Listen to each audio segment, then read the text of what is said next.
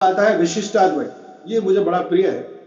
ये कहते हैं कि अद्वैतवाद भी ठीक नहीं है, जो शंकर ने कहा कि केवल ब्रह्म है, और जो सांख्य कारक ने कहा, ईश्वर कृष्ण ने या कपिल ने कहा कि शुद्ध द्वैत सांख्य कि प्रकृति और पुरुष, मैं और तू, ये भी ठीक नहीं। ये कहते हैं कि जिस तरह से सोने के गहने में कण कण में सोना है और सोने के सिवा कुछ नहीं, अगर सोना निकालो तो गहरा नहीं, गहना नहीं। तो इस तरह से ब्रह्म और माया, पुरुष और प्रकृति, ये दोनों इस तरह से इंटरवोवन है, इस तरह से मिले हुए हैं जैसे कि हमारे दो हाथ मिल जाए, इनको हम छोड़ दें तो अलग हो जाए, लेकिन ये हाथों का मिलन जो है वो ही इसका सार है, वही इसकी खूबी है, वही इसकी सुंदरता है, और यह सत्य है। इसलिए हर एक रूप को आपको सत्य मानना पड़ेगा।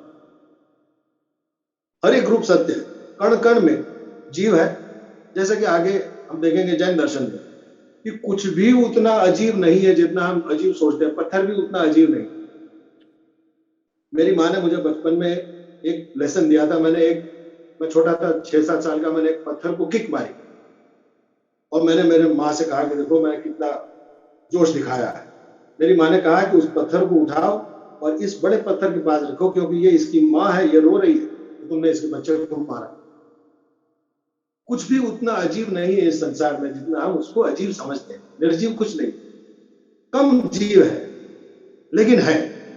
ये भी यही कहता है कि माया में कुछ ब्रह्म है, ब्रह्म में कुछ माया है, इसको अलग नहीं किया जा सकता। इसलिए न यह अद्वैत है न द्वैत है, ये विशेष